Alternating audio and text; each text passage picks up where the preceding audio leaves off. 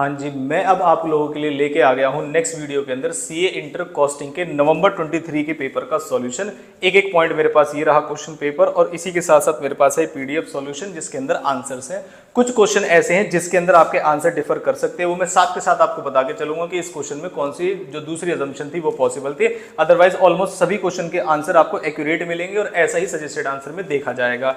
ये जो टॉपिक था हमारा कि हम सीए इंटर कॉस्टिंग के पेपर को क्यों पहले अपलोड कर रहे हैं सॉल्यूशन को, और किसी टॉपिक पे वीडियो क्यों नहीं बनाई जा रही है जैसे कि सीए में इंटर वाली या सीए फाउंडेशन वाली, उसका रीजन ये है कि हमने कम्युनिटी पोस्ट डाली थी एक, जिसमें पूछा था कि आपको कौन से टॉपिक पर वीडियो चाहिए। तो कई बच्चों की क्या कंप्लेंट थी कि सर हमें कम्युनिटी जो पोस्ट है उसके लिए पता नहीं चलता, नोटिफिकेशन नहीं आती है। तो जब आप केडीसी एजुकेशनल इंस्टीट्यूट के चैनल पर जाएंगे तो यहाँ पर एक सेक्शन होता है कम्युनिटी का। जब आप उस कम्युनिटी सेक्शन पे जाएंगे तो आपको इस तरीके से, जैसे ये आपको लास्ट पॉइंट है, पता नहीं आपको विजिबल है या नहीं, तो 4 टॉपिक का मैंने यहाँ पर एक पोल डाला था जिसमें जो मैक्सिमम वोट, मोर देन 50% जो वोट आए थे वो कॉस्टिंग के पेपर के लिए आए थे। तो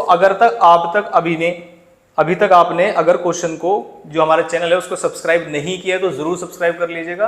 नेक्स्ट जो टॉपिक्स की वीडियो आपके लिए काफी ज्यादा हेल्पफुल हो सकती है और सीएम में और फाउंडेशन वाले बच्चों के लिए भी काफी ज्यादा हेल्पफुल हो सकती है। सीए फाउंडेशन की मैं बात कर रहा हूँ और सीए में इंटर की मैं बात कर रहा हूँ, क्योंकि उनके अपकमिंग एग्जाम्स है तो काफी सारी वीडियोज उनके लिए आती रहेंगी। तो और जो जिनका पेपर हो चुका है उनके लिए ग्रुप 2 के लिए काफी सारी वीडियोज आती रहेंगी। तो अगर आपने चैनल अभी तक सब्सक्राइब नहीं किया तो उसे सब्सक्राइब जरूर कर लीजिएगा। मैं चलता हूँ सॉल्यूशन पे, एक एक क्वेश्चन बताता हुआ चलूंगा। आपको पेपर कहां से आए मैं ऑलरेडी पहले से ही डिस्कस कर चुका हूँ।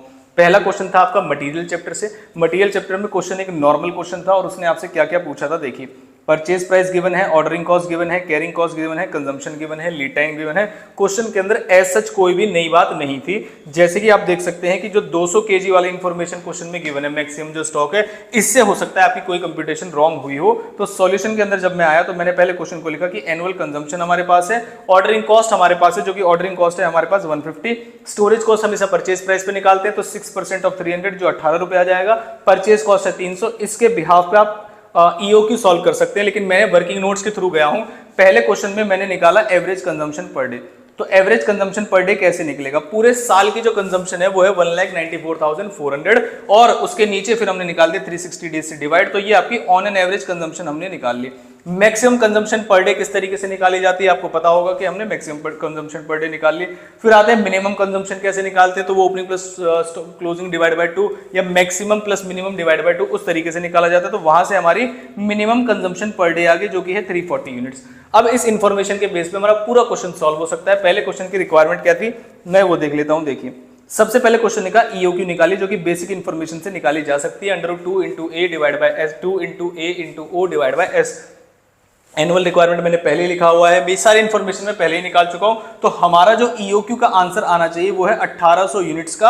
आप बताइएगा कि आपका आंसर ये आया है या नहीं आया है। नेक्स्ट जो रिक्वायरमेंट थी हमारी वो थी ROL निकालने की। तो ROL की जो रिक्वायरमेंट है फॉर्मूला है maximum consumption into maximum leave time. Information हम ऑलरेडी ऊपर दिखा चुके हैं कि किस किस तरीके से इन्फॉर्मेशन। तो जो नेक्स्ट आंसर आना चाहिए आपका ROL का वो आना चाहिए 5920। नेक्स्ट आता है जो हमारी तीसरी रिक्वायरमेंट थी वो थी मैक्सिमम स्टॉक लेवल थी। हमने फॉर्मूला पुट किया ROL minus minimum consumption into minimum leave time और उसके बाद हमने ROQ से प्लस कर दिया इसमें। तो आंसर आएगा आपका लास्ट में 6360। तो मेरे हिसाब से इस वाले पॉइंट में कोई भी परेशानी वाली बात नहीं थी। पहला क्वेश्चन बड़ा आसान था और 5 नंबर बहुत इजी थे। बताइएगा आपका ये आंसर आया या नहीं आया। नेक्स्ट क्वेश्चन पे चलते हैं। नेक्स्ट क्वेश्चन था हमारा किससे? नेक्स्ट क्वेश्चन था हमारा लेबर से। थोड़ा सा ट्रिकी क्वेश्चन था पर आपने ऐसे बहुत सारे लेबर के क्वेश्चन किए होंगे तो मेरे हिसाब से आपको फिर ये मुश्किल नहीं लगा होगा। वर्कर 60 आवर्स जो कंप्लीट इन अ फैक्ट्री वाला पॉइंट है। नॉर्मल रेट 80 है। Worker is entitled to receive bonus according to Halsey plan. Factory overheads recovered है जॉब पर, जो कि 60 पर मैन आवर के हिसाब से लगाए जाते हैं। फैक्ट्री कॉस्ट जॉब की दी हुई है, मटेरियल कॉस्ट दी हुई है। अब आपको लेबर कॉस्ट के हिसाब से कुछ चीजें निकालनी है, जैसे स्टैंडर्ड टाइम निकालना है for completing and effective hourly rate निकालना है होलसेल का। फिर आपको निकालना है इफेक्टिव आर्ली रेट अगर वेजेस जो है रोवन के हिसाब से दी गई। ऐसे सिमिलर क्वेश्चन के स्टडी में दिए हुए हैं। मैंने यहाँ पर लिखा हुआ है सुपर 40 के अंदर एक क्वेश्चन मैंने ऐसा डाला हुआ था। अगर आप वहां से करके गए होगे तो ये क्वेश्चन सॉल्व हो गया होगा। नेक्स्ट क्वेश्चन पे आते हैं। क्वेश्चन ने मुझे दिया है एक्चुअल आवर्स 60 घंटे है, वेजेस पर रेट दिया हुआ है 80 आवर्स। स्टैंडर्ड आवर्स मुझे पता नहीं, जो कि क्वेश्चन की पहली रिक्वायरमेंट थी कि आप पहले स्टैंडर्ड आवर्स निकालिए। तो स्टैंडर्ड आवर्स मैंने मान लिए x, और अगर मुझे टाइम सेव्ड निकालना हो तो स्टैंडर्ड आवर्स x है और टाइम टेकन 60 है तो x - 60 हमने निकाल लिया। फिर मैंने होलसेल के हिसाब से क्वेश्चन को सॉल्व किया कि होलसेल के अकॉर्डिंग अर्निंग क्या होनी चाहिए। पहले उन्होंने यही पूछा था। तो बेसिक वेजेस हमारे पास है 60 घंटे की 80 रुपए के रेट से 4800। बोनस आपको पता ही होगा होलसेल के अंदर 50% ऑफ द टाइम सेव्ड निकाला जाता है। टाइम सेव्ड हमारा x - 60 है और 80 रुपीज से हमसे 80 रुपीज उनका रेट है इससे मल्टीप्लाई कर दिया तो यह है 40x माइनस 2400 और लास्ट हमारी ये अमाउंट आ गई। फैक्ट्री कॉस्ट अगर आप निकालना चाहे तो उसमें material plus labour plus factory overheads तीनों होते हैं, तब फैक्ट्री कॉस्ट निकलेगा। मटेरियल मुझे क्वेश्चन में गिवन है, लेबर मैंने अभी आपके जो हमने इक्वेशन बनाई है वहां से निकाला है, फैक्ट्री ओवरहेड्स हमारे पास ये रहे, तो फैक्ट्री कॉस्ट जो आपकी आनी चाहिए मल्टीप्लाई करके प्लस करके ये एक इक्वेशन बन जाएगी, जिस इक्वेशन से जब आप x की वैल्यू निकालेंगे जो हमने माना था स्टैंडर्ड आवर्स वो आएंगे आपके 72 आवर्स। तो पहली रिक्वायरमेंट ये हो गई हमारे। अब हमारे पास क्या मिल गए हमें स्टैंडर्ड आवर्स, एक्चुअल है 60, तो टाइम सेट कितना हुआ 12 घंटे। अगर आप चाहते हैं कि टोटल वेजेस कैसे निकाले जाए तो हमारे तो ऊपर जो टोटल वेजेस के लिए जो इक्वेशन बनी थी वो थी 40x इंटू 2400, x की वैल्यू हमने यहाँ पर पुट कर दी है तो 5280 की हमारी टोटल वेजेस आ गई है। एक्चुअल आवर्स पहले से क्वेश्चन में 60 आवर्स से तो डिवाइड कर दिया मैंने, तो ₹88 पर आवर आपकी आनी चाहिए इफेक्टिव आवर्ली रेट। नेक्स्ट आते हैं हम रो 1 पर।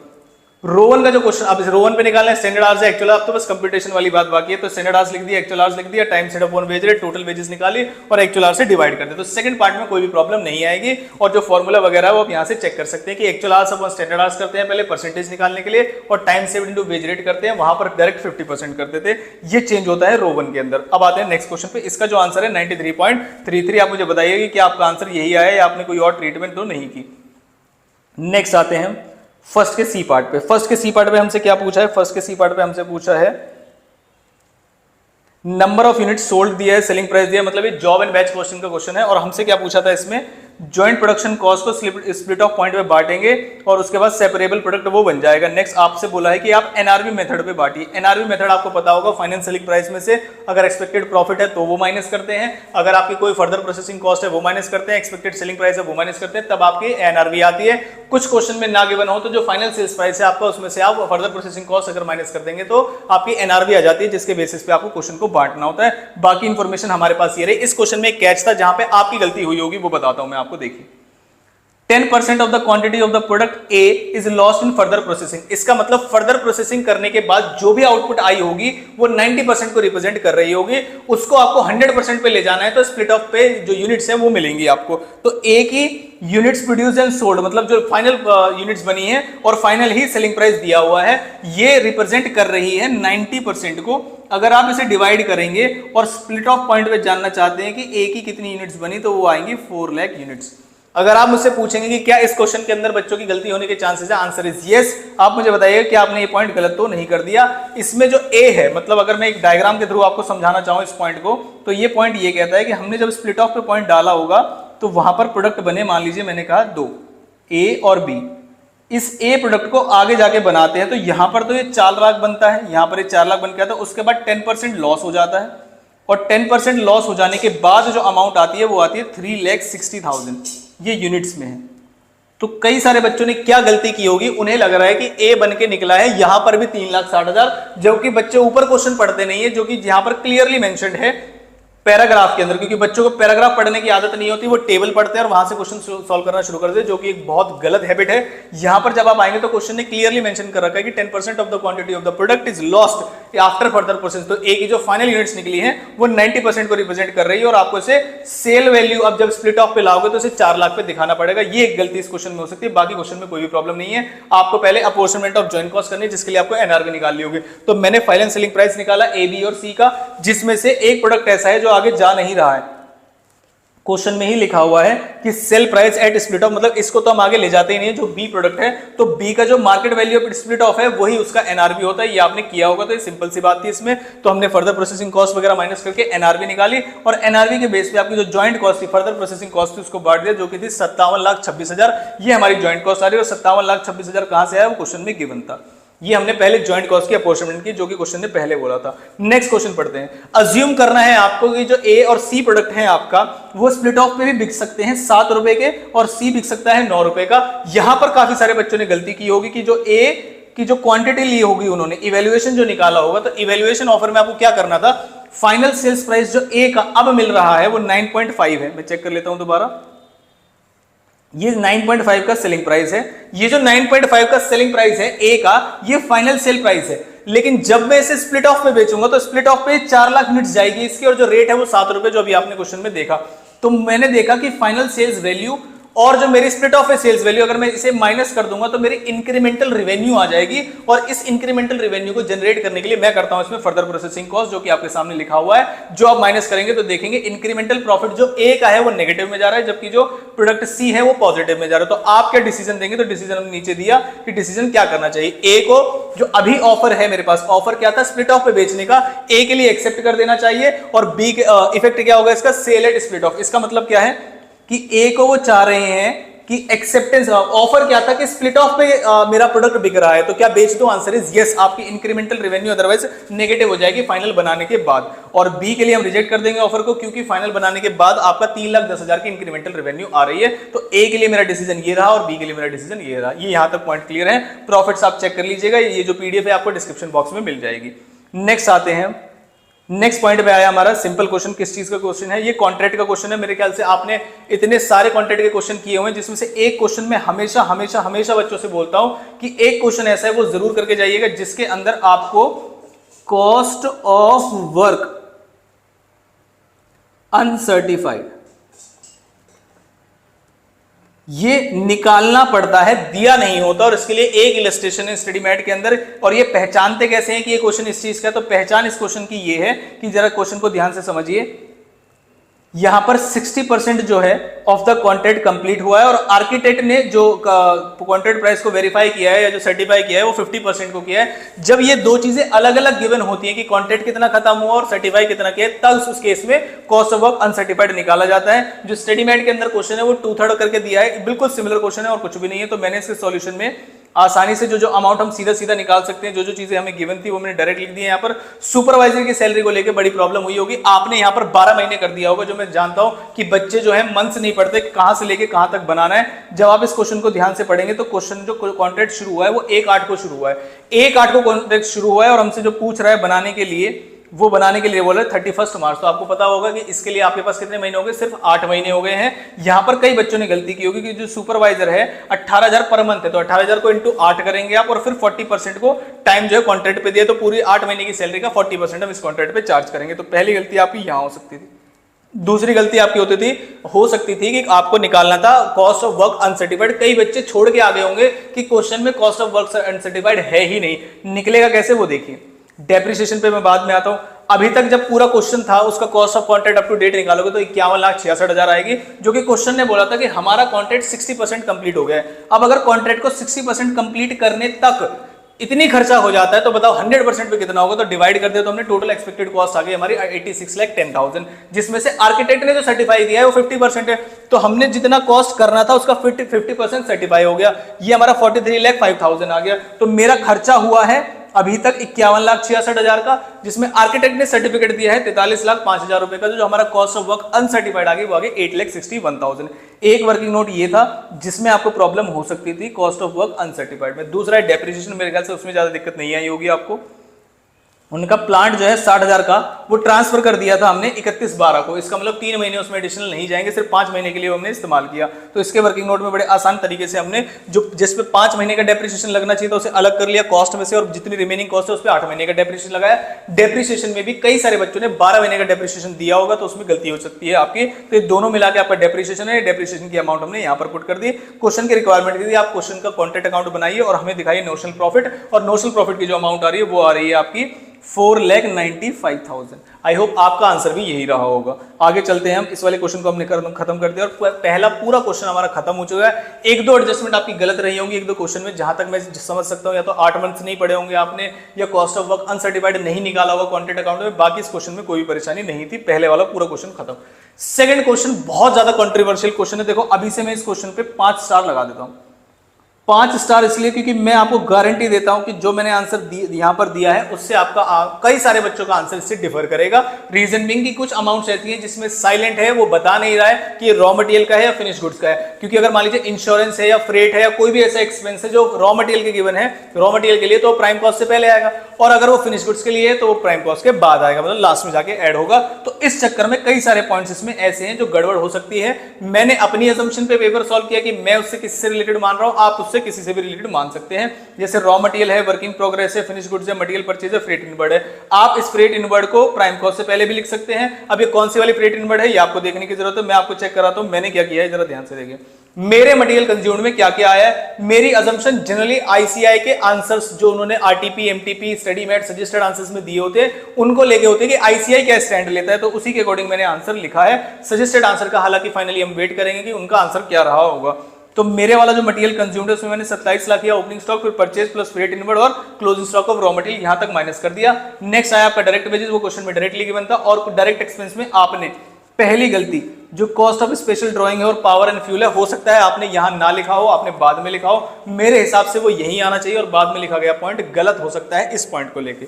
नेक्स्ट आते हैं, प्राइम कॉस्ट आएगी आपकी 3,14,25,000। उसके बाद आप वर्क्स ओवरहेड में जाएंगे, फिर उसमें consumable stores, depreciation on machinery, insurance of raw material और फैक्ट्री रेंट। अब कई बच्चे कहेंगे सर ये जो इंश्योरेंस ऑफ रॉ मटेरियल है ये आपने फैक्ट्री ओवरहेड्स में गलत लिखा है। रॉ मटेरियल लाते समय हमने उनका इंश्योरेंस कराया था, तो जो ये वाला खर्चा है इंश्योरेंस वाला वो यहां पर आना चाहिए। आपकी बात बिल्कुल सही है, जिन जिन बच्चों ने इंश्योरेंस ऑफ रॉ मटेरियल यहां पर लिखा होगा वो भी 200% करेक्ट होगा। मैंने ये माना है कि मेरा मटेरियल जो है वो मेरे गोडाउन में जब आ जाता है मैं उसका इंश्योरेंस तब कराता हूं, कहीं वो कल को खराब ना हो जाए, इसलिए मैंने इसे वर्क्स ओवरहेड में लिखा है। और कुछ आरटीपीज में और जो पुराना प्रैक्टिस मैनुअल हुआ करता था उसमें भी इंस्टीट्यूट की यही अजम्पशन फॉलो हुई थी, इसलिए मैंने इंश्योरेंस को यहां लिखा है। पहले ही मैं इसको स्टार मार्क कर देता हूं कि कई सारे बच्चों ने इसे ओपनिंग जो आपका रॉ मटेरियल वाला पार्ट है उसमें भी लिखा होगा। नेक्स्ट आपका फैक्ट्री रेंट था, मैंने इसमें पहले ही स्टार मार्क कर दिया कि किसमें आपका आंसर यहां से डिफर कर सकता है। नेक्स्ट आपका आया ग्रॉस वर्क्स कॉस्ट, जिसमें ओपनिंग क्लोजिंग को आप एडजस्ट कर देंगे। फिर आपके क्वालिटी कंट्रोल कॉस्ट जो यहां पर पे करेंगे, फिर जो स्क्रैप है आपका वो स्क्रैप यहां से माइनस करेंगे, प्राइमरी पैकेजिंग यहां पर लिखेंगे, ये आपको पता होगा। बाकी चीजें नॉर्मल है इस क्वेश्चन के अंदर, opening stock of finish goods, closing stock of finish goods, cost of goods sold, general administration overheads के बारे में लिखा हुआ था कि 7 लाख के खर्चे और 1/5 यहां पर जो हमारे एरिया में आता है, अदर्स लिखे हुए हैं यहां पर। और मार्केटिंग ओवरहेड्स में salary to marketing staff, depreciation on delivery van और पैकेजिंग जो सेकेंडरी है वो मैंने यहां पर लिखे। इसके हिसाब से जो मेरी कॉस्ट ऑफ सेल्स आ रही है वो आ रही है 3,79,44,000, इसका मतलब 3,89,44,000 मेरे हिसाब से इस क्वेश्चन की कॉस्ट ऑफ सेल होनी चाहिए। मैं जानता हूं 3 से 4 एडजस्टमेंट आपने पक्का ऐसी की होंगी जिसे ऊपर नीचे किया होगा, जिसमें जो डिस्प्यूटेड पॉइंट है वो मेरे हिसाब से सिर्फ और सिर्फ रॉ मटेरियल वाला होगा, जिससे हो सकता है आपका और मेरा आंसर बदल जाए और वो सही होगा। इसके अलावा कहीं बदल रहा है तो मुझे लगता है थोड़ी सी गलती होने के चांसेस हैं। बाकी इसमें और क्वेश्चन में कोई परेशानी नहीं थी, सिंपल था, बस प्लस माइनस करना था। ये था आपका क्वेश्चन नंबर 2 का ए पार्ट जो कि था 10 नंबर के लिए। नेक्स्ट आते हैं हम बी पार्ट पे। बी था आपका किस चीज का, बिवरेजेस वगैरह हम बेच रहे हैं, सेल्स की क्वांटिटी वगैरह है हमारे पास। और ये था आपका बजट का क्वेश्चन, ये बढ़िया क्वेश्चन था, बजट चैप्टर से क्वेश्चन था। और बजट चैप्टर के क्वेश्चन में उसकी जो रिक्वायरमेंट थी हमसे वो था हमारा कि इसको पढ़ के आप बनाइए हमारे लिए सिर्फ 2 बजट। पहला था आपका प्रोडक्शन बजट और दूसरा था आपका सेल्स बजट। मुझे ऐसा लगता है कि इस क्वेश्चन में भी कई बच्चों ने गलती की होगी। सॉल्यूशन पढ़िएगा और मुझे बताइएगा कि क्या आपने इसमें गलत किया है। मैं आपको इस क्वेश्चन को थोड़ा सा समझाने की कोशिश करता हूं क्या क्या होगा इसके अंदर। देखिए, एक कंपनी के पास 4 वैरायटी के बेवरेजेस हैं, उसके पास में पैटर्न लिखा हुआ है कि इस तरीके से क्वार्टर वाइज सेल होती है। Sales quantity and selling price for the month of September 2023 as follow, मतलब सितंबर 2023 की डिटेल्स गिवन है हमें कि सेल्स हम ऐसे करेंगे, कोल्ड कॉफी, फ्रूट जूस वगैरह की इतनी और ये इनके सेलिंग प्राइसेस होंगे। बिल्कुल ठीक है, आगे चलें। For the quarter October to December, मतलब अगले क्वार्टर के लिए हमें इंफॉर्मेशन गिवन है। इट इज एस्टिमेटेड दैट, पहले क्वार्टर की इंफॉर्मेशन थी या मंथ थी, the quantity and selling price for the month of September ये रही। ध्यान रखना क्वार्टर एंडिंग नहीं है, क्वार्टर स्टार्टिंग नहीं है। आगे एस्टिमेटेड दैट कुछ क्लाइमेट चेंज होगा, मतलब कुछ बच्चों ने तो क्वेश्चन पढ़ के ही छोड़ दिया होगा, कुछ अजीब सा लग रहा है, ठीक है। क्लाइमेट चेंज होगा, हॉट कॉफी इंक्रीज होगी एवरी मंथ बाय 50%। तो मैंने जब इसका सॉल्यूशन बनाया हॉट कॉफी के लिए तो ये क्वांटिटी हर साल 50% बढ़ेगी। तो देखो हॉट कॉफी पहले कितने की थी, हॉट कॉफी 1,40,000 यूनिट्स में बिक रही थी, तो 1,40,000 फिर इसमें प्लस कर दिया हमने 50%। और अगर हर मंथ हो रहा है तो अगली बार जो 50% ऐड होगा वो 1,40 का ना होके इस वाले का होगा। तो आई होप ये वाली एडजस्टमेंट आपने गलत ना की हो इस क्वेश्चन के अंदर। तो ये थी हॉट कॉफी से रिलेटेड एडजस्टमेंट। आगे चलते हैं, प्रीवियस मंथ से यहां से पढ़ना था ऑफ द प्रीवियस मंथ। तो अगर आपको हॉट कॉफी की सेल्स निकालनी है नवंबर मंथ के लिए तो अक्टूबर में 50% ऐड करेंगे। ये काफी बच्चों ने गलती की होगी सिंपल 50% ऐड करने से। नेक्स्ट चलते हैं क्वेश्चन में, कोल्ड कॉफी की जो डिमांड है वो डिक्रीज होगी every month by 30% of the previous month. Same adjustment इसमें होगी, पहले 3,40 था, हमने 30% माइनस किया, फिर 2,38 का 30% माइनस किया, तो आपको यहां से ध्यान रखना था। नेक्स्ट आए हम, the demand for fruit juice would increase by 20%। तो फ्रूट जूस की जो डिमांड है वो इंक्रीज होगी 20% से। तो हमने 4,20,000 था यहाँ पर फ्रूट जूस, 4,20,000 और 3,36, एक second, fruit juice, the demand for fruit juice would decrease by 20%, तो हमने डिक्रीज किया इसको 20% in the month of October and thereafter it will remain constant. यहां पर है डिस्प्यूटेड पॉइंट, घटेगा 1 महीने के लिए और उसके बाद कांस्टेंट रहेगा, जिसमें मुझे लगता है कि काफी सारे बच्चों ने, मैं पहले इसमें इंपॉर्टेंट मार्क कर दो, इसमें गलती की होगी। गलती क्या की जरा ध्यान से देखिए, पहले महीने में क्वार्टर के हिसाब से 30% रिड्यूस होगा। आपने क्या किया होगा इस क्वेश्चन में कि अक्टूबर में क्योंकि ये 3,36,000 हो चुका है, उसके बाद ये जो बराबर है, ये 336 पहले डाउन हुआ, उसके बाद 4,20,000 कांस्टेंट रहेगा, जो कि एक गलती है। पहले वो डिक्रीज होगा और उसके बाद जो अमाउंट थी वही कांस्टेंट रहेगी। आपकी अजम्पशन ये हो सकती है इसमें कि बाद में 4,20 रहे, तो ये आपका और मेरा यहां पे डिफरेंशिएशन आ सकता है आंसर में, कि कुछ बच्चों को लग रहा होगा कि पहले 4,20 से कम होगी और कम होने के बाद जो 4,20 थी वो कांस्टेंट रहेगी, जबकि ऐसा गलत है। 4,20 से पहले 20% लेस होगी और 20% फिर आगे कंटिन्यूस में ये कांस्टेंट रहेगी। नेक्स्ट चलते हैं क्वेश्चन में। HL Limited would be able to sell only 60,000 units and 50,000 units and 30,000 units of the carbonated soft drink respectively during the month of October। अक्टूबर के लिए दे दिया है उन्होंने, सेल्स क्या होगी, October November December, there would be no change in the selling price में कोई change नहीं होगा। बाकी इंफॉर्मेशन आपको स्टॉक की दी हुई है, बाकी का जो क्वेश्चन था आप एडजस्टमेंट से कर सकते थे। सेलिंग प्राइस वगैरह में कोई चेंज नहीं, तो देख सकते हो आप ऊपर से नीचे तक मैंने सेलिंग प्राइस में कोई चेंज नहीं किया है। तो ये आ गया आपका सेल्स बजट, उसमें से हमने ओपनिंग क्लोजिंग के एडजस्टमेंट करके, यहाँ पर ओपनिंग क्लोजिंग आपको पता ही होगा कि नेक्स्ट मंथ का ओपनिंग, प्रीवियस मंथ का क्लोजिंग, ये सारी एडजस्टमेंट। तो जो सेकंड पार्ट है वो इसका आसान है, लेकिन जो फर्स्ट पार्ट है इसका, जो सेल्स बजट बनाते हैं हम वैल्यू वगैरह में, इसमें काफी बच्चों ने गलती की होगी। मुझे बताइएगा कि आपने कोई गलती की है इसके अंदर। तो नेक्स्ट क्वेश्चन पे आते हैं, थर्ड क्वेश्चन एबीसी कैटेगरी का क्वेश्चन था। आपको पहले एक नॉर्मल तरीके से सॉल्व करना था, फिर इसमें और फिर एबीसी वाले का पार्ट पे सॉल्व करना था। चेक कर लेते, prepare a statement showing distribution of various overheads और बजटेड ओवरहेड्स और रीअपोर्शन करना है इसको। तो ये सिंपल ओवरहेड्स का क्वेश्चन था, एबीसी वाला नेक्स्ट क्वेश्चन था, तो सिंपल ओवरहेड्स का क्वेश्चन है और ऐसा क्वेश्चन भी एग्जाम में दिया हुआ है। इस भी क्वेश्चन में एक कैच है, पहले बता देता हूं वो क्या है, security expense for factory premises. कई सारे बच्चों ने, मुझे जो आंसर लगते हैं वो क्या क्या हो सकते हैं मैं वो बता देता हूं आपको, और दोनों ही आंसर सही हैं। इसके अलावा अगर आपने किया है तो मुझे लगती है गलती। पहली प्रेफरेंस होनी चाहिए नंबर ऑफ एम्प्लॉयज पे, कि ये जो बटेंगे खर्चे वो नंबर ऑफ लेबर्स या नंबर ऑफ एम्प्लॉयज पे हो सकते हैं। दूसरी एडजस्टमेंट ये हो सकती है, ये एरिया जो दिया होता है स्क्वायर फीट वगैरह में, इसमें बांटा जा सकता है। तीसरी एडजस्टमेंट इसके अलावा चाहे आप क्या वो लेबर कॉस्ट, मटेरियल कॉस्ट, वो सब गलत होंगे। तो दो ही बेस पे बढ़ना चाहिए। मैंने जो क्वेश्चन सॉल्व किया है वो नंबर ऑफ एम्प्लॉयज को बेस मानकर इसको सॉल्व किया है, बाकी सारे सिंपल खर्चे थे। तो आ जाते हैं सॉल्यूशन पे। ये रहा इनडायरेक्ट मटेरियल और इनडायरेक्ट लेबर, आपको पता है एक्सपेंस है, गिवन है, और सर्विस डिपार्टमेंट आरआरएस में बहुत ज्यादा लॉजिक में नहीं जाऊंगा क्या क्या करते थे, लेकिन समझा देता हूं। अमाउंट ये वाली गिवन थी।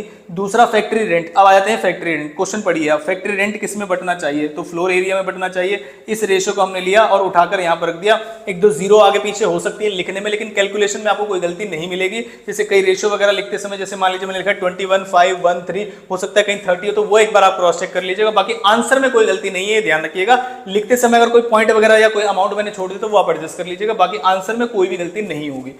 नेक्स्ट, फिर उसके बाद नेट बुक वैल्यू है, ये हमारे डेप्रिसिएशन के लिए काम आता है। हॉर्स पावर ऑफ मशीन है, आपको पता है वहां पर पावर का खर्चा है, और पावर के खर्चे को हमेशा horse power of machine multiplied by machine hours में बांटना चाहिए, वर्किंग नोट बनाकर। अगर आपने खाली हॉर्स पावर में लिखा है तो वर्किंग नीचे नोट डाल के आप लिख सकते हैं, हालांकि दोनों को मल्टीप्लाई करके होना चाहिए। Next, insurance of the machinery है, मशीन की बुक वैल्यू पे चला जाएगा। सुपरवाइजर एक्सपेंसेस है, और सुपरवाइजर के एक्सपेंस भी आपके नंबर ऑफ एम्प्लॉयज पे ही जाने चाहिए, तो मैंने उनके सामने सभी के बेस लिखे हैं, जरा ध्यान से देखिए। फैक्ट्री के रेंट पे मेरा फ्लोर एरिया है, डेप्रिसिएशन पे बुक वैल्यू है, पावर पे horse power into machine hours लिखा है, मैंने दोनों को मल्टीप्लाई करके बेस लिया है। सिक्योरिटी एक्सपेंस मैंने नंबर ऑफ एम्प्लॉयज पे लिए हैं, इंश्योरेंस मैंने बुक वैल्यू पे बांटा है, और सुपरवाइजर नंबर ऑफ एम्प्लॉय पे। ये सभी खर्चे होने के बाद मेरे यहाँ पर 4 अमाउंट्स आ चुके हैं कि ये सारे ओवरहेड्स हैं। ये ओवरहेड डिस्ट्रीब्यूशन समरी है, तो इसमें जो मटेरियल P और मटेरियल Q ये जो नहीं आते, जो मैंने क्रॉस किया हुआ है, जानबूझ के किया हुआ है कि P डिपार्टमेंट P जो प्रोडक्शन डिपार्टमेंट है और जो डिपार्टमेंट Q वो जो प्रोडक्शन डिपार्टमेंट है, उनके मटेरियल और लेबर के जो खर्चे होते हैं वो मेरे ओवरहेड का पार्ट नहीं होते हैं, लेकिन जो सर्विस डिपार्टमेंट के मटेरियल और लेबर हैं वो मेरे ओवरहेड्स का पार्ट होता है मेरे ऑर्गेनाइजेशन के लिए। तो कई सारे बच्चे इसमें भी गलती करके आए होंगे। दो तरह की गलती हो सकती है इसमें। पहली गलती ये होगी आपकी कि आप इन दोनों ही अमाउंट को, किसी भी अमाउंट को नहीं लिखा होगा, सीधा ओवरहेड से शुरू किया होगा, ये होगी आपकी पहली गलती। दूसरी गलती क्या होगी, आपने यहां पर भी मटेरियल और लेबर को इस कंप्यूटेशन में लिया है, जबकि वो है गलत। आपसे पूछा गया था ओवरहेड सही है नहीं, ये वाले सवाल आपसे पूछा गया था। तो आंसर जो इसका आना चाहिए, पहले ये सारी जो अमाउंट्स मैंने लिखी ये आंसर आना चाहिए। दूसरा, रीडिस्ट्रीब्यूशन का तरीका क्या था क्वेश्चन में, वो गिवन था। देखिए calculate the total budgeted overheads ध्यान रखना, ओवरहेड। तो जो भी बच्चे मटेरियल और लेबर प्रोडक्शन डिपार्टमेंट के ऐड करके आए हैं वो है गलत बिल्कुल। इसमें होना चाहिए मटेरियल ओवरहेड्स नहीं ऐड होंगे। सिंपल क्वेश्चन है, ऐसा स्टडीमेट के अंदर भी लिखा हुआ है, ठीक है। आफ्टर सर्विस डिपार्टमेंट है भी रिपोर्शन, ठीक है, हम ओवरहेड्स निकाल लेंगे। Calculate the most appropriate overhead absorption rate, ये है इस क्वेश्चन की बढ़िया बात कि most appropriate overhead absorption rate आपको निकालना है, बाकी इसमें कोई भी दिक्कत वाली बात नहीं है। क्वेश्चन ने क्या कहा था, overhead cost of 2 service department step method से बांटना है, मतलब एक स्टेप में खत्म कर देना है आपको। आर एंड एस का बांटना ऑन द फॉलोइंग बेसिस, तो डिपार्टमेंट आर का नंबर ऑफ एम्प्लॉइज पे बांटना है, डिपार्टमेंट एस का मशीन आवर्स पे।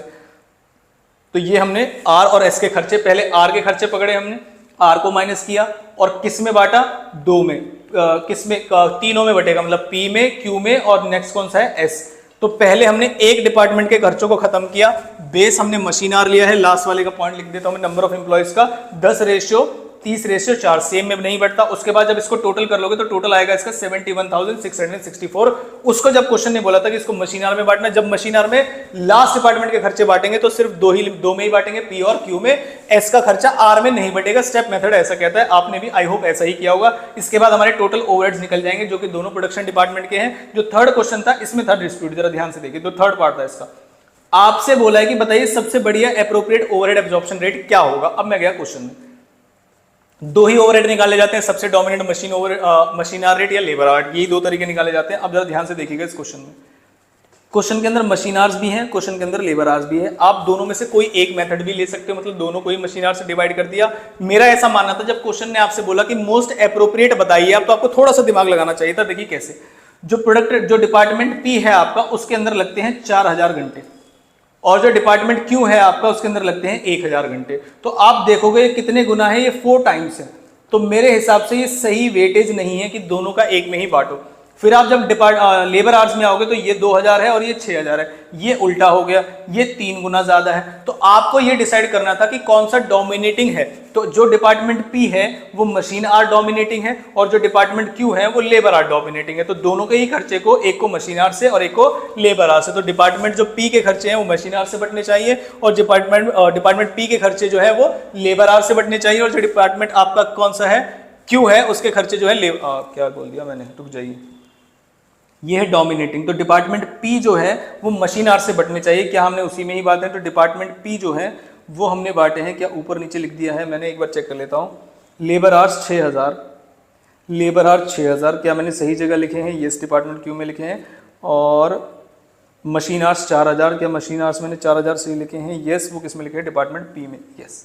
तो मशीन आर्स 4000 और लेबर आर्स 6000, ये सही डिपार्टमेंट्स में मैंने लिखे हैं, एक में मशीन आर और एक में लेबर आर। उसके डिवाइड करने के बाद जो अमाउंट आएगी वो आएगी 60.53 और 21.39। इसके आगे राउंडिंग ऑफ की आपकी हो सकता है, मेरे और आपके अमाउंट में जो है थोड़ा सा डिफरेंस है, बाकी आंसर यही होगा और यही इसका बेस्ट एब्जॉर्प्शन रेट है। ये था हमारा क्वेश्चन नंबर कौन सा, क्वेश्चन नंबर 3। नेक्स्ट क्वेश्चन की तरफ चलते हैं। क्वेश्चन नंबर 3 का बी होना चाहिए, जो कि क्वेश्चन था किससे, सर्विस कॉस्टिंग से। सर्विस कॉस्टिंग को जब भी पढ़ाया जाता है तो काफी सारे टीचर्स बोलते हैं कि transport industry, transport industry, transport industry, लेकिन यकीन मानिए ट्रांसपोर्ट इंडस्ट्री के अलावा हमारे पास 5 से 6 अलग टाइप की इंडस्ट्री के क्वेश्चन में पेपर में दिए होते हैं।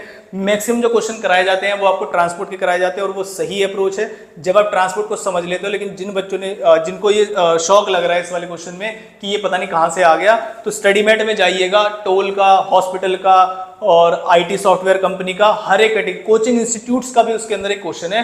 तो ध्यान रखिएगा, अगर आपने स्टडीमेट की कम से कम वैरायटी कवर नहीं की तो ही आपको पेपर शॉक करेगा, अदरवाइज पेपर में कोई परेशानी नहीं थी। स्टडीमेट ओरिएंटेड बिल्कुल पेपर था। आप कहोगे तो मैं आपको एक क्वेश्चन नंबर मैच करा दूंगा, जैसा कि मैंने ऑलरेडी इस वीडियो पे डाला हुआ है चैनल के ऊपर कि कॉस्टिंग के पेपर का रिव्यू देखिएगा जाके, मैंने कुछ क्वेश्चंस बताए थे, बिल्कुल स्टडीमेट जैसे ही क्वेश्चन पेपर बनाए जाते हैं। तो ये होटल वाला क्वेश्चन था। इस क्वेश्चन में कहां फंस सकते थे, बस उस पॉइंट पे मैं डिस्कशन कर लेता हूं फटाफट से। Hotel provides complimentary breakfast facility to its executive room and जो सूट रूम है उसका, तो पहले पढ़ लेते हैं। तो एग्जीक्यूटिव रूम और सूट रूम, तो मैं आ जाता हूं इसके सॉल्यूशन पे। पहले मैंने इसका टैरिफ निकाला। टैरिफ के लिए मैंने क्या किया, क्वेश्चन के अंदर नंबर ऑफ रूम्स गिवन है कि किसके कितने रूम है, तो रूम चेक करिए 20, 10 और 4, ये इंफॉर्मेशन मुझे क्वेश्चन में गिवन है 20, 10 और 4। उसके बाद क्वेश्चन ने क्या कहा कि क्वेश्चन ने कहा ये 80% भरा रहता है, 60% और ये 75%, और एक साल में 360 दिन होते हैं। तो हमने 80%, 60%, 75% और इसके साल के से डेज से मल्टीप्लाई कर दिया, तो मेरे पास आगे नंबर ऑफ रूम डेज, जो कि मुझे आगे कई सारी कैलकुलेशन में इसकी रिक्वायरमेंट पड़ेगी। फिर आते हैं टैरिफ पे कि टैरिफ आपने क्या डिसाइड किया। टैरिफ का मतलब होता है सेल्स प्राइस, कितना एक रूम से चार्ज करोगे। तो 1500 रुपए, 2400 रुपए और 3800 रुपए आप चार्ज करोगे। तो हम आते हैं वापस, ये रहा 1500, 2400 और 3800, इनसे मैंने मल्टीप्लाई कर दिया, तो आपकी टोटल रेवेन्यू आ गई है कि क्या रेवेन्यू होगी। अब पूरा डिस्कशन और पूरा फोकस जाएगा हमारा कॉस्ट पर, कॉस्ट से माइनस करेंगे और प्रॉफिट आ जाएगा और कोई भी परेशानी नहीं है। क्वेश्चन ने कहा हाउसकीपिंग के एक्सपेंसेस, तो हम आते हैं हाउसकीपिंग पे। तो पहले होटल के बता दिया, कॉम्प्लीमेंट्री ब्रेकफास्ट फैसिलिटी दी जाती है एग्जीक्यूटिव रूम और सूट रूम में। देखिए जरा ध्यान से, हमने कहा इस होटल का जो रेट है एग्जीक्यूटिव का 2400 रुपए है, स्वीट रूम और इसमें 3800 रुपए। एस रूम और ई रूम, मैंने ऐसा बोल के चल रहा हूं आगे के लिए। ई रूम के अंदर 2400 और 3800 इसलिए है क्योंकि उसके अंदर एक्स्ट्रा आपको कॉम्प्लीमेंट्री ब्रेकफास्ट दिया जाता है, जो कि इसके अंदर नहीं है, इसलिए इसकी अमाउंट कम है, पहली चीज। दूसरी चीज, ये फ्री ऑफ कॉस्ट दी जाती है। फ्री ऑफ कॉस्ट का मतलब है जो भी इनका खर्चा होगा वो कंपनी के लिए कॉस्ट होगी, उनसे अलग से रिकवर नहीं किया जाएगा। रेस्टोरेंट एंड स्विमिंग पूल की जो फैसिलिटी है कॉन्ट्रैक्टर चलाता है, तो कॉन्ट्रैक्टर रिकवर्स 150 पर पर्सन फॉर ब्रेकफास्ट एंड 200 पर person for using the swimming pool facility from royal hotel. इसका मतलब कोई कॉन्ट्रैक्टर आके रॉयल होटल से चार्ज करता है, कस्टमर से नहीं। तो उसके लिए सॉल्यूशन में क्या चेंज होगा ये जरा ध्यान रखिएगा, आगे अभी बताता हूं मैं। नेक्स्ट, एनुअल एक्सपेंसेस हमारे फिक्स है, हमारे जो फिक्स है वो सैलरी टू स्टाफ और इलेक्ट्रिसिटी चार्जेस है। इनको बांटने के लिए उन्होंने खुद मुझे रेशियो दिया हुआ है 25, 35, 40, और इसके लिए जो to be proportional in their occupancy. अब इसमें गलती की होगी, देखो इसको बांटने में तो आपने कोई गलती नहीं की होगी, 25, 35 और 40 इस रेशियो में बटेगा, और हमने भी इसको इसी रेशियो में बांटा है। देखिए कहां गया, ये रहा, सैलरी टू स्टाफ 25, 35 और 40। लेकिन जो इलेक्ट्रिसिटी के खर्चे हैं वो ऑक्यूपेंसी के बेस पे बटे हैं कि आपके कितने नंबर ऑफ रूम्स ऑक्यूपाइड थे। अब ऑक्यूपेंसी पे कई सारे बच्चों ने क्या गलती की होगी कि सर ये रही ऑक्यूपेंसी, इस रेशियो में बांट देते हैं 80, 60 और 75, या फिर परसेंटेज बेसिस पे बांट देते हैं, जो कि हो जाएगा गलत। ऑक्यूपेंसी का मतलब होता है आपका एक तरीके से रूम डेज। देखिए ये हमने निकाला हुआ है, ऑक्यूपेंसी का मतलब होता है कितने नंबर ऑफ रूम, कितने नंबर ऑफ डेज के लिए आपके वैलिड थे। तो 5760, 2160 मेरे हिसाब से जो ऑक्यूपेंसी से लेना देना था इस क्वेश्चन में, जो ऑक्यूपेंसी वर्ड का मतलब था वो था आपका नंबर ऑफ रूम डेज, जो कि आपके सामने लिखा हुआ है 5760, 2160 और 1080। इस रेशियो में हमने इलेक्ट्रिसिटी के एक्सपेंसेस को बांटा है। मुझे बताइएगा कि आपने किस रेशियो में इसको समझा और किस रेशियो में इसको बांट दिया। बाकी दो स्पेशल पॉइंट थे, ब्रेकफास्ट का जो खर्चा था वो सिर्फ यहाँ था, इसके लिए हमने वर्किंग नोट बना दिया है। ब्रेकफास्ट के खर्चे में पॉइंट में आते हैं, एक अच्छा पॉइंट था उसके अंदर, वो बताता हूं मैं आपको।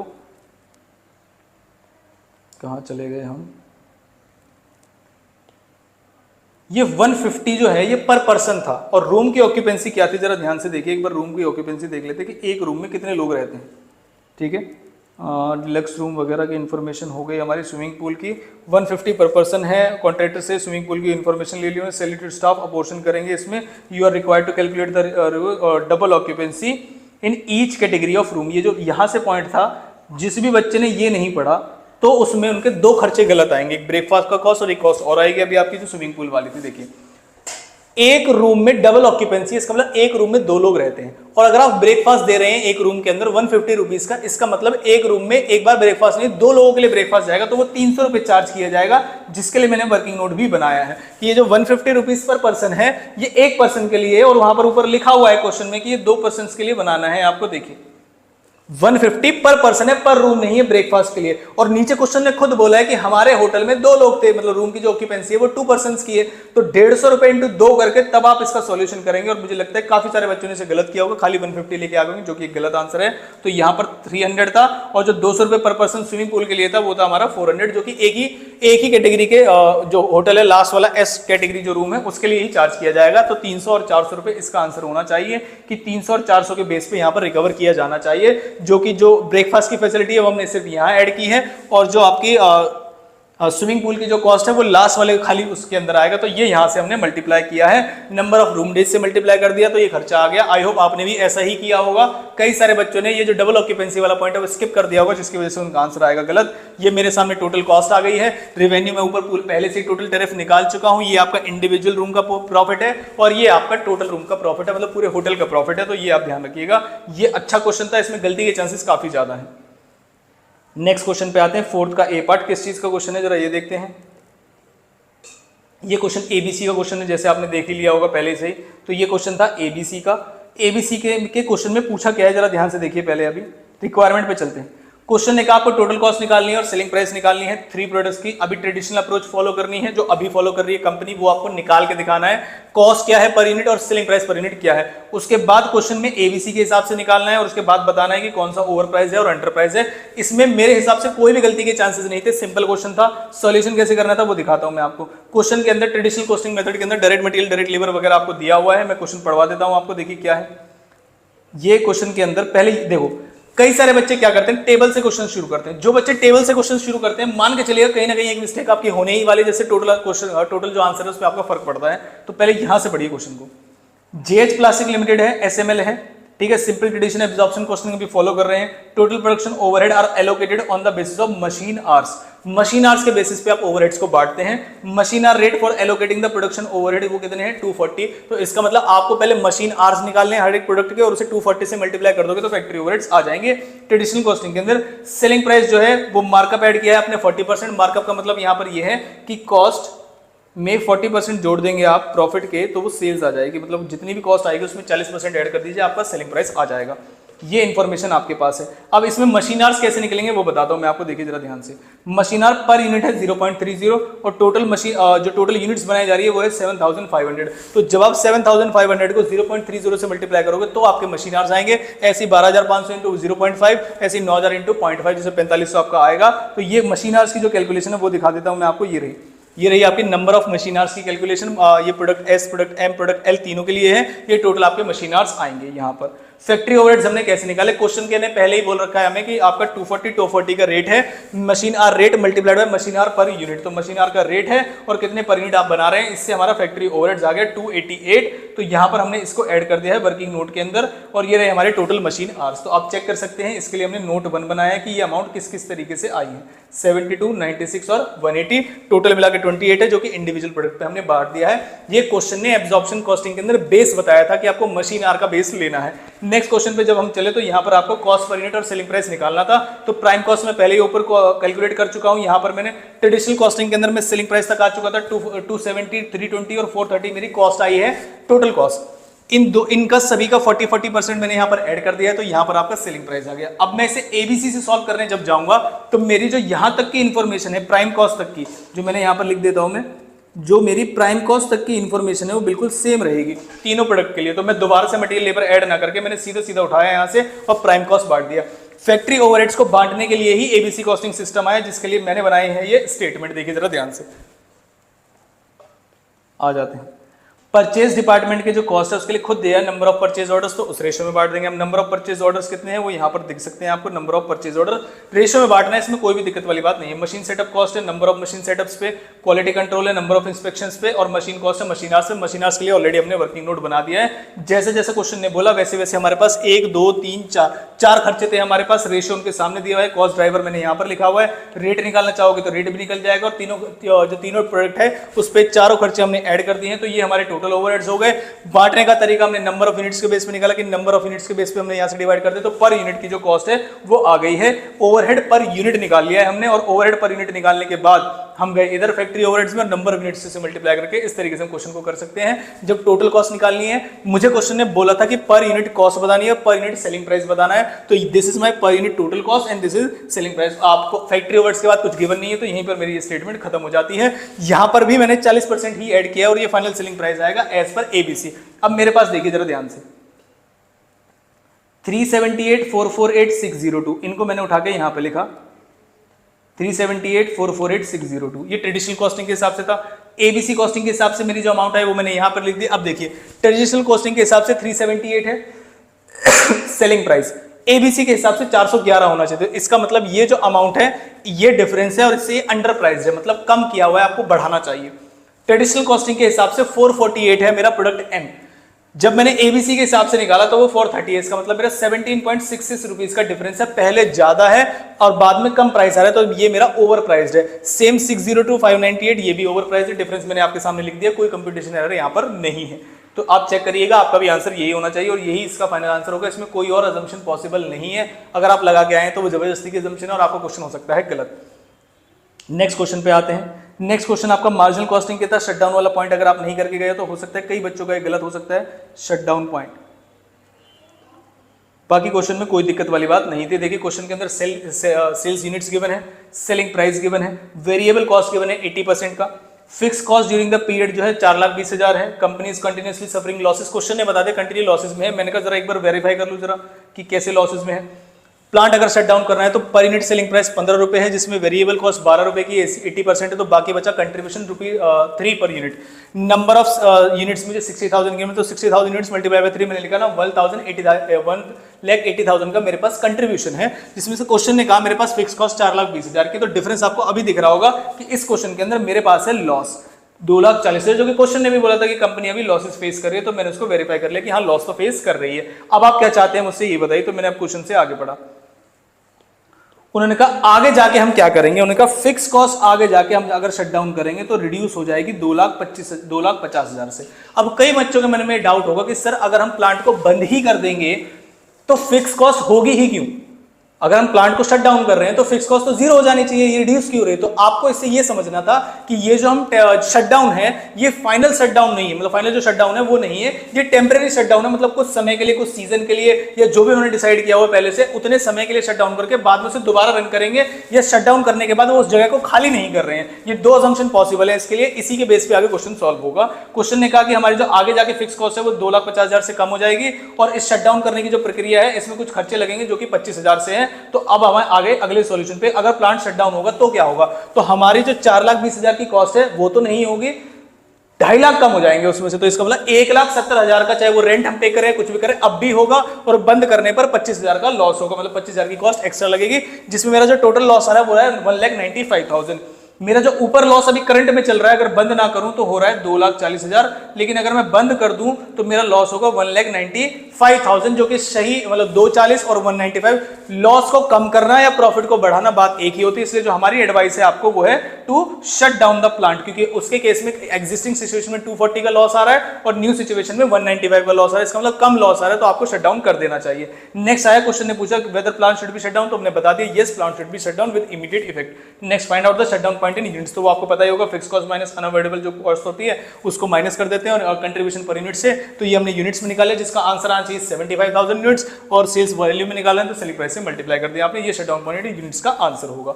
नेक्स्ट सी पॉइंट पे आगे प्रोसेस का क्वेश्चन। प्रोसेस का क्वेश्चन थोड़ा सा अजीब क्वेश्चन है, अजीब मैं बोलूंगा क्योंकि इसके आंसर जिस तरीके से आए हैं उसके ऊपर, क्योंकि कई बार आपने देखा होगा कि नॉर्मल लॉस भी आता है, एबनॉर्मल लॉस भी आता है, एबनॉर्मल गेन भी आता है, लेकिन ज्यादातर क्वेश्चन में जब आप देखेंगे तो चेक पाएंगे कि जो अमाउंट है वो इस तरीके से नहीं आती है। मैं इसका मैथमेटिकल एक्यूरेट आंसर दे रहा हूं आपको, लेकिन इसके जो असम्पशन है इस क्वेश्चन के अंदर, जो फिगर्स हैं वो बिल्कुल भी एक्यूरेट नहीं है, मतलब एबनॉर्मल गेन नॉर्मल लॉस से भी ज्यादा है, जैसा कि आप देख पाओगे जब मैं क्वेश्चन सॉल्व करूंगा। हालांकि पेपर में क्या आंसर होगा वो मैं आपको बता देता हूं, यही आंसर होगा, एक एक यूनिट मैच हो जाएंगे।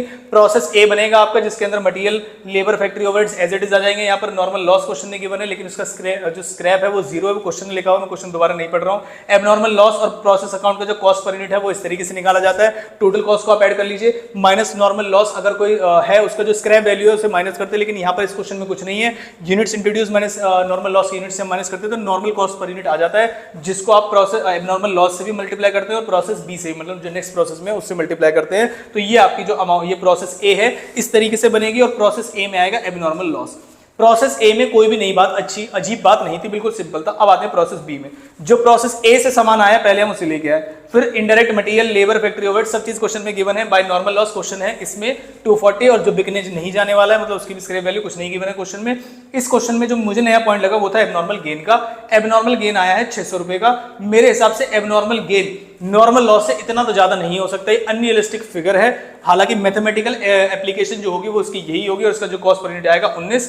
मुझे जरूर बताइएगा कि क्या आपके प्रोसेस की कॉस्ट पर यूनिट 19 ही आई है, और क्या प्रोसेस ए की 12 ही आई। बाकी सिंपल क्वेश्चन था, 5 नंबर में था, और 5 नंबर ही डिजर्व करता है, कोई भी इसके अंदर मैथमेटिकल एरर नहीं है। अगर कोई गलती है तो मुझे बताइएगा आपने किस चीज में की है। अब आ जाते हैं आखिरी क्वेश्चन, उसके बाद एक थ्योरेटिकल क्वेश्चन है और बस काम खत्म हो जाएगा हमारा। तो फिफ्थ क्वेश्चन में आते हैं। फिफ्थ क्वेश्चन किस चीज का है? फिफ्थ क्वेश्चन था आपका वेरिएंस का।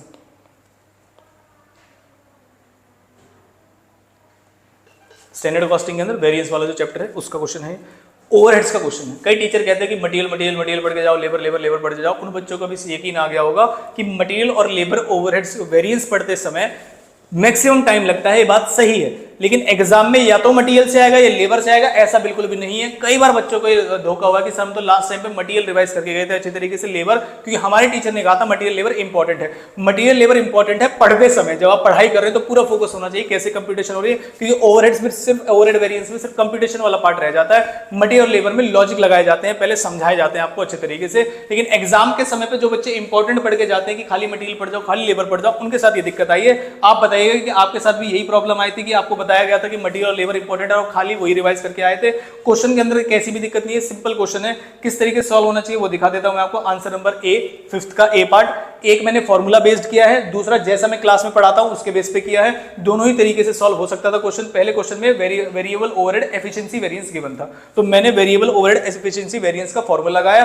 दो टेबल बनाई जाती है, पता है आपको, SHAO standard hours for actual output multiplied by standard rate, और इधर इनपुट एब्जॉर्ब ओवरहेड में actual hours into standard rate. दोनों को माइनस करोगे तो हमने कॉमन ले लिया स्टैंडर्ड रेट को, और SHAO मतलब standard hours for actual output को माइनस एक्चुअल आवर्स से माइनस कर दिया। क्वेश्चन के अंदर जो इसके अंदर वेरिएंस गिवन था वो वेरिएंस एडवर्स था। यहां पर कई बच्चे मिस्टेक करके आए कि उसको माइनस में नहीं दिखाया होगा जब उन्होंने कंप्यूटेशन की होगी, इसको माइनस में करेंगे और क्वेश्चन को सॉल्व करेंगे। इस पॉइंट के अंदर एक कैच है, जरा ध्यान से सुनिए।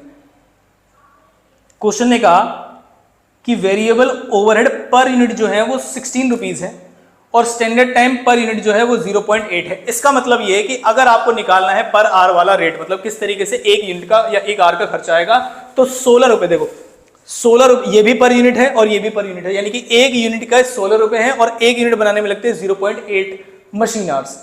तो अगर मुझे एक घंटे का रेट चाहिए तो इसका मतलब 16 रुपए रिप्रेजेंट कर रहे हैं 0.8 आवर्स को। तो अगर मुझे एक घंटे का रेट चाहिए तो मैं 16 डिवाइडेड बाय 0.8 कर दूंगा, जो आता है 20 रुपए पर घंटे का रेट आ जाएगा आपको। एक यूनिट बनाने में 0.8 मशीन आवर्स लगते हैं और 0.8 मशीन आवर्स के खर्चा है 16 रुपए। तो बताओ एक घंटे का कितना हो गया? बड़ा सिंपल वाला पॉइंट था।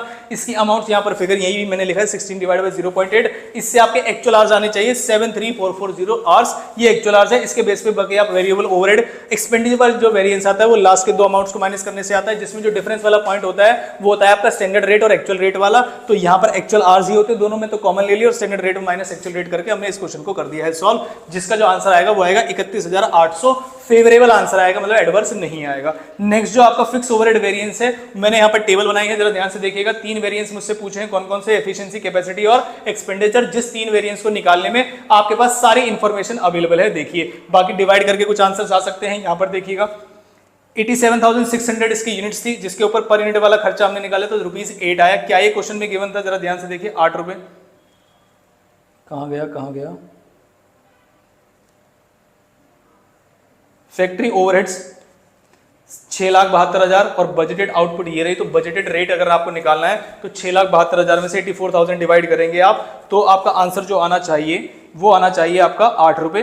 तो हमने यहाँ पर लिखा है 8 रुपए, आप भी डिवाइड करके देख लीजिएगा क्या आपका यही आया है। और जब मैंने इनपुट एब्जॉर्ब ओवरहेड जो आवर्स के बेस पे निकाले जाते हैं, क्योंकि मेरे पास एक्चुअल आवर्स है तो उसके लिए मैंने डिवाइड कर लिया, तो जो रेट आया था वो आया था मेरा 10 रुपए। आपका भी रेट यही आया होगा, क्योंकि मेरे पास एक्चुअल आवर्स भी गिवन है, कितने समय में बनाया जा सकता है। तो जो 84,000 की यूनिट्स है, यहाँ पर कई बच्चों को कंफ्यूजन आएगी कि ये 67,200 आपके पास कहाँ से आया। 84,000 यूनिट्स बनाई जा सकती हैं और एक यूनिट को बनाने में 0.8 आवर्स लगते हैं, ठीक है। तो यहां से मेरा जो सॉल्यूशन है वो आया 67,200। 6,72,000 फिक्स ओवरहेड्स दिए हुए हैं आपको एक्चुअल में, तो इसे डिवाइड कर देंगे तो जो एक्चुअल का रेट है आपके पास, जो स्टैंडर्ड का रेट है आपके पास, वो आ जाएगा। स्टैंडर्ड आवर्स और स्टैंडर्ड एक्सपेंसेस जो फिक्स ओवरहेड के हैं वो यहाँ पर दिया हुआ है। तो हमने यहाँ से जब अमाउंट निकाली, बाकी इसमें माइनस करने वाली फिगर रह गई थी, जो मैंने सीधा माइनस कर दिया। यहाँ पर देखिए 33,000 एडवर्स, 33,600 एडवर्स और एक आएगा आपका पॉजिटिव 62,400, यानी कि एक्सपेंडिचर और एफिशिएंसी वेरिएंस दोनों एडवर्स आए हैं और कैपेसिटी वेरिएंस जो है वो फेवरेबल आया है। आई होप आपके भी यही आंसर रहे होंगे जो स्टैंडर्ड कॉस्टिंग के वेरिएंस वाला आंसर था। आते हैं पेपर के आखिरी प्रैक्टिकल क्वेश्चन पर। ये जॉब कॉस्ट शीट, मतलब एक पर्टिकुलर जॉब के लिए मुझे बताना था कि किस तरीके से, मतलब कि नॉर्मल कॉस्ट शीट का क्वेश्चन था। देखो मटेरियल, लेबर वगैरह, यूनिट सोल्ड वगैरह दी हुई है इसके अंदर। अब देखिए जरा ध्यान से, मटेरियल के लिए दिया हुआ है मुझे सबसे पहले डायरेक्ट मटेरियल कंज्यूम। अब डायरेक्ट मटेरियल कंज्यूम कैसे निकाली जाएगी? 14,000 यूनिट्स हैं, एक यूनिट को बनाने में लगते हैं 2 kg और उसके सामने उसका रेट लिखा हो तो मैंने मटेरियल लिख दिया। Wages, prime cost, factory overheads के लिए बोला था कि वो वेजेस का 80% है। क्वेश्चन भी आप पढ़ सकते हैं, सारी चीजें इन्फॉर्मेशन क्वेश्चन में लिखे हुए हैं। फैक्ट्री ओवरहेड जो है वो 80% ऑफ वेजेस है, तो उसके हिसाब से मैंने यहाँ पर लिखा। जो भी नई बात आएगी मैं वहां पर बताऊंगा आपको। देखिए नेक्स्ट वर्क कॉस्ट आया आपका। स्क्रैप आपकी बेची जा रही है, स्क्रैप बेची जा रही है 10%, तो कितने? आपने 14,000 यूनिट्स बनाई हैं, जिसका 10% स्क्रैप कितना होगा 1400 यूनिट्स, और उस स्क्रैप को बेचा जा रहा है जो कि वर्क्स कॉस्ट के अंडर ही बेचा जाता है, आपको पता होगा। उसके बाद आपकी आगे cost of production, cost of production के बाद आपको क्लोजिंग फिनिश स्टॉक जो 800 यूनिट्स का है वो आपको यहाँ पर माइनस करना था। 11,800 की आपको कॉस्ट ऑफ गुड्स सोल्ड निकालनी थी। सेलिंग एंड डिस्ट्रीब्यूशन ओवरहेड 11,800 पे लिखेंगे। मुझे पता है कई सारे बच्चे इसको ऊपर जो 14,000 है या तो उस पर निकाल के आए होंगे या 10% माइनस करने के बाद, लेकिन सेलिंग एंड डिस्ट्रीब्यूशन ओवरहेड्स निकलते हैं आपके सेल्स के एक्सपेंस पे, मतलब सेलिंग यूनिट्स पे, तो वो है कॉस्ट ऑफ सेल्स आ गया। प्रॉफिट में एक कैश था वो दिखाता हूं आपको, देखिए सेलिंग प्राइस क्वेश्चन में गिवन है, सेलिंग प्राइस हमने निकाले, टोटल कॉस्ट हमने निकाल दिया कॉस्ट ऑफ प्रोडक्शन, तो बैलेंसिंग फिगर जो है वो प्रॉफिट में आएगा, वो इसके अंदर नहीं था कैश, वो किसी और क्वेश्चन में था। तो ये आ गया आपका जॉब कॉस्टिंग का जो क्वेश्चन था, और इसका जो फाइनल आंसर आएगा वो आपका आएगा 4,83,800, जो इसका प्रॉफिट आना चाहिए। आई होप आपका भी यही आया होगा। बाकी फिफ्थ के सी में एक जनरल एंट्री वाला क्वेश्चन है, ये मैंने आपके सामने जनरल एंट्री लिख दी है। ये लेजर कंट्रोल वाला जो क्वेश्चन है कॉस्ट कंट्रोल अकाउंट्स वाला, उसमें से 4 एडजस्टमेंट हमसे पूछी, 4 एंट्री, वो मैंने आपके सामने लिख दी है। ये है आपका पूरा कॉस्टिंग का पेपर, जो मेरे हिसाब से आईसीआई के असम्पशंस पे मैंने सॉल्व किया है। कुछ जगह आपके आंसर मुझसे डिसएग्री हो सकते हैं कि आपने असम्पशन कुछ और ली होगी, उसके लिए अगर आप नोट लिख के आए हैं तो ही आपका ये वाला आंसर आएगा। पेपर का आपका रिव्यू कैसा रहा, कि आपका ओवरऑल पेपर कैसा गया, प्रैक्टिस कैसी थी, या आपने पढ़ा ढंग से नहीं था, क्या था, तो वो जरूर मुझे बताइए कि आपका इस पेपर को लेके क्या रिव्यू था, किस तरीके से आपके आंसर आए। चैनल के अंदर मैंने पहले ही एफएम का सॉल्यूशन डाला हुआ है, अगर जिन बच्चों ने अभी तक नहीं देखा है तो एफएम पेपर का सॉल्यूशन लेटेस्ट जो वीडियो है चैनल के अंदर वो देख सकते हैं आप। एफएम पेपर का सॉल्यूशन मैंने फुल फ्लेश डाला है, और ऑलमोस्ट 4,000 व्यूज इसके अंदर आ चुके हैं, और 100+ कमेंट्स है जिसमें बच्चे अपना जो आंसर आया वो डिस्कस कर रहे हैं, और जितना मैक्सिमम पॉसिबल होता है मैं उनका रिस्पॉन्स करता हूं। जो बच्चे यहाँ तक आए हैं पूरी वीडियो देखी उन्होंने, उनको पता होगा कि जितने भी उनके डाउट्स होते हैं उनको बताए जाते हैं। ऐसी कॉस्टिंग के अंदर भी अगर आपके किसी आंसर को कोई लेके कोई डाउट है तो आप बता सकते हैं। हर वीडियो में मैं नंबर शेयर करता हूँ, यहाँ पर भी कर देता हूँ कि अगर आपको कोई डाउट होगा तो वैसे आपको स्क्रीन पे ही दिख रहा होगा कि वो जो डाउट होगा तो आप उस नंबर पे बता सकते हैं। अगली वीडियो किसके ऊपर आएगी फिर से मैं बता दूं, चैनल के ऊपर कम्युनिटी की लेवल, जैसे आप चैनल पे जाएंगे केडीसी एजुकेशनल इंस्टीट्यूट पे, वहां पर कम्युनिटी सेक्शन में जाएंगे तो कम्युनिटी सेक्शन में मैं आपसे पूछता हूं कि हर बार कि आपको कौन से टॉपिक पे वीडियो चाहिए, क्योंकि कॉस्टिंग एग्जाम की उसके ऊपर सबसे ज्यादा वोटिंग थी तो हमने इसलिए वीडियो बनाई थी। जो बच्चे नए बैच को लेके क्वेरी कर रहे हैं, मई 2024 बैच के लिए, जिसके इसी शॉर्ट तरीके से आपको स्ट्रेटेजी की तरीके से तैयारी कराई जाती है। जो हमारे लेक्चर्स होते हैं 2 मोड पे आते हैं, लिमिटेड व्यूज वाले उसमें भी आते हैं और अनलिमिटेड व्यूज वाले में भी आते हैं। तो अभी जो लेक्चर्स अवेलेबल हैं वो किस किस के लिए मैं बता देता हूं आपको फिर से, ताकि आप देख सकें।